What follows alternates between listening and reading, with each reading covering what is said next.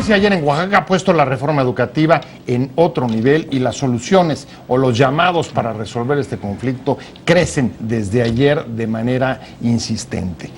Estamos dispuestos a entrarle a discutir este asunto con César Cravioto, líder de Morena en la Asamblea Legislativa. Muchísimas gracias por estar con nosotros. César, no, al contrario, gracias a ti. Y Alberto Arnau, un placer tenerte aquí, profesor investigador del Colegio de México, especialista en asuntos políticos, educativos. ¿Y qué más?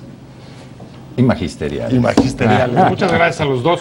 Y en efecto, César, creo que lo que ayer sucedió en Oaxaca da un giro en el conflicto magisterial, lo pone en otro nivel y hay que entrar a resolverlo. Sí, bueno, definitivamente llevábamos meses diciendo que el gobierno federal debía entablar una mesa de diálogo con el magisterio, pero la cerrazón de este gobierno, del secretario de Gobernación, que esa es su función, ese es su trabajo, es el que maneja la política interna de este país, su trabajo es resolver problemas, y el secretario de Educación, que también debe de sentarse a hablar con los maestros, no, y lo que hacen es mandar a la Policía Federal y por lo menos 6 muertos. Déjame abrir un poco las alternativas de lo que puede construir o lo que podría haber en una agenda de temas de una mesa de negociación como esta, que por otro lado que están pidiendo muchas más gentes. Ya incluso hoy mismo, por ejemplo, el padre Solalinde sale a hablar de una comisión de mediación, Alberto. Y te diría, ¿qué es lo que tendría que tener la agenda de una mesa de diálogo? El asunto de la reforma educativa hay que renegociarla, hay que abrirla, o es una mesa de diálogo sobre un asunto político que tiene que ver con las detenciones de los dirigentes de la CENTE, o es un asunto social por el enojo o por las molestias que puedan existir respecto de la actuación del gobierno. ¿Qué es lo que debe tener esa agenda? Yo creo que uno de los problemas principales de la reforma educativa, que no es educativa, sino política, administrativa y laboral, es que se pretendió profesionalizar o reprofesionalizar el magisterio sin la participación del magisterio. No se le invitó a participar en la reforma constitucional, legislativa, y en la operación del servicio profesional docente, la única participación que se les ha pedido ha sido la de someterse a la evaluación, porque si no se someten, se van del servicio. Ese es el tema principal. Por eso es tan importante el diálogo, ¿no? Restituir el proceso con el que debió haber comenzado. El diseño de una reforma con la participación de los lo que estarían diciendo es 4 años, ¿cuánto llevamos con la reforma educativa? 3 años, reponer el procedimiento, lo que significaría regresar a los primeros momentos. Estamos hablando sobre los acontecimientos, los hechos de violencia que ayer ocurrieron en Oaxaca y su impacto sobre la reforma educativa y el conflicto magisterial que se mantiene desde hace 3 años con la CENTE. Estamos hablando con Alberto Arnau, profesor investigador del Colegio de México, y con César Cravioto, líder de Morena en la Asamblea. Y ahí César, el tema es más o menos la reforma había caminado, digamos que a cierto ritmo, independientemente de que estés o no de acuerdo, pero había caminado a un ritmo. Pues a ritmo de bayoneta, porque después, en realidad en muchos estados había sido a fuerza, ¿no? No, pero digamos que la parte más fuerte, la parte que podemos llamar de mayor dureza, la detención de los líderes del magisteriales de los últimos tiempos. ¿Cómo regresar y reponer ese proceso? Alberto decía, regresar al diálogo. Pues claro, es que no se puede hacer una reforma educativa sin los maestros. Es absurdo, es como si quisiéramos hacer una reforma de medios de comunicación sin los medios de comunicación, o quisiéramos hacer una reforma al campo mexicano sin tomar en cuenta a los campesinos. Es verdaderamente aberrante que en la reforma educativa no se le tome en cuenta a los maestros. Y en Oaxaca hubo un proceso muy interesante, hay que recordarlo, porque muchos dicen es que los maestros son intransigentes, no proponen. Ellos propusieron una ley consensada con el gobierno de Gabino Cue. Estaba ya todo para que se publicara, para que se aprobara en el estado de Oaxaca, pero vino la orden, vino la imposición, vino la mano dura del gobierno federal e hizo recular al gobernador de Oaxaca y separó ese proyecto de ley que ya se tenía perfectamente avanzado en el estado de Oaxaca. ¿Por qué no hacer una reforma educativa donde se contemplen todas las diferencias que hay en este país. No podemos calificar de la misma manera a un maestro en la Ciudad de México, en una escuela en la Miguel Hidalgo, en una zona donde hay todos los servicios urbana, que un maestro en el municipio más pobre del país, que está en la Mixteca oaxaqueña, cuando las condiciones para acceder a esa escuela te tardas 2 horas en llegar, las condiciones de la escuela están o sea, no hay pupitres, no hay pizarrones, etcétera. Entonces no se puede hacer una reforma a rajatabla. A ver, parece que una palabra clave para una reforma educativa de esta magnitud y de este alcance es la palabra que acaba de decir César: diferencias. Dentro del magisterio no es homogéneo, hay diferencias muy importantes entre la CENTE y la coordinadora. Unos le han entrado mucho más o ha habido, digamos, un nivel de rechazo mucho menor en el caso de la CENTE, aunque en efecto del CENTE, aunque en efecto buena parte del reclamo de la CENTE es ajustarse a las condiciones locales. ¿Cómo resuelves, digamos, esta fórmula compleja? Alberto. Sí, aquí el tema es que los maestros, sin más, no han sido escuchados. No han sido escuchados y no se han creado condiciones para el diálogo con los maestros. No solamente no se ha dialogado con la CENTE, sino que no se ha escuchado al resto del magisterio del país. Y se sienten igual de indignados, excluidos y despreciados. Aunque buena parte no se ha manifestado. Aunque no salgan a la calle, pero sí aunque no vayan al paro, se sienten lastimados y heridos en su dignidad personal y profesional por una reforma que los ha excluido de entrada y que todos los días en el discurso del secretario de Educación los está lastimando en su dignidad profesional. Por ejemplo, cuando el secretario de Educación dice que cualquiera puede ser maestro, está despreciando a una profesión como la docente. Los maestros y las maestras del país no merecen ese tratamiento.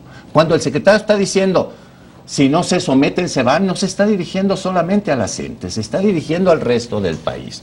Yo creo que lo que el gobierno y el secretario de Educación tienen que hacer es dejar de comportarse como comandante en jefe del ejército y la policía en contra del magisterio y comenzar a asumirse como lo que nunca ha sido, secretario de Educación Pública. Ahí hay una parte, también hay otra parte que es, y eso no podemos dejar de verlo, los abusos que ha habido al interior del magisterio, como la venta de plazas, la promoción a partir de estar bien con la gente, con el líder sindical de turno, el cobro de comisiones y desviaciones de recursos. ¿Cómo le entras a esa parte? Sin duda había que hacer una reforma para superar todas estas irregularidades y fenómenos de corrupción que todos sabemos que existían en el reclutamiento de los maestros, en las promociones, favoritismo político, etcétera. Pero la fórmula que se encontró no es la más adecuada. Y sobre todo no la más adecuada para profesionalizar al magisterio, y sobre todo no es una fórmula que respete la dignidad profesional de las maestras y los maestros mexicanos. Y el asunto es, ¿cómo deslindas los abusos que han cometido el sindicato? Creo que son bastante claros, están documentados, el asunto de la promoción, los propios líderes sindicales. Aunque también ha habido muchas mentiras en esas. Desviaciones de recursos, etcétera, respecto de lo otro. Alberto decía, el asunto es que no se podía haber resuelto con la reforma educativa, tenía que haberse metido directamente entonces con un asunto administrativo o penal. ¿Cómo ves tú? No, yo creo que primero debe hacerse una reforma educativa realmente educativa, que esta era una reforma laboral que se le disfrazó de educativa, pero en esta reforma educativa no se plantea cómo vamos a mejorar las condiciones de todas las escuelas, sobre todo en las zonas más pobres del país. En esta reforma educativa no se plantea cómo vamos a generar que los maestros tengan mejores oportunidades para desarrollarse. No, solamente es maestro que no pasa el examen, va para afuera. Esa es toda la fuerza de la reforma educativa. Entonces, obviamente, los maestros no están de acuerdo con ello. Si hubiéramos visto una reforma donde hablara de que paulatinamente iba a haber más presupuesto de educación, donde iba a haber cero rechazados en las universidades, donde iba a haber más recursos para la escuela de nivel medio superior, becas para los jóvenes, comedores en las escuelas. Si hubiera tenido todo eso la reforma educativa, bueno, una arista es cómo mejoramos el sindicalismo. Ahora, Pero cualquier reforma solo se fueron educativa hacia podría allá. haber prosperado, incluso lo que estás diciendo, sin modificar las relaciones y el control y la autonomía del sindicato y los abusos al interior. Yo pienso que por lo pronto lo que se tiene que hacer es generar condiciones para el diálogo. Okay. Esa es, digamos, la que la urgencia. postura del secretario de Gobernación, del secretario de Educación, del propio Instituto Nacional de Evaluación para la Educación es, sí, diálogo, pero primero sométanse, regresen a clases y acepten la reforma educativa tal y como está.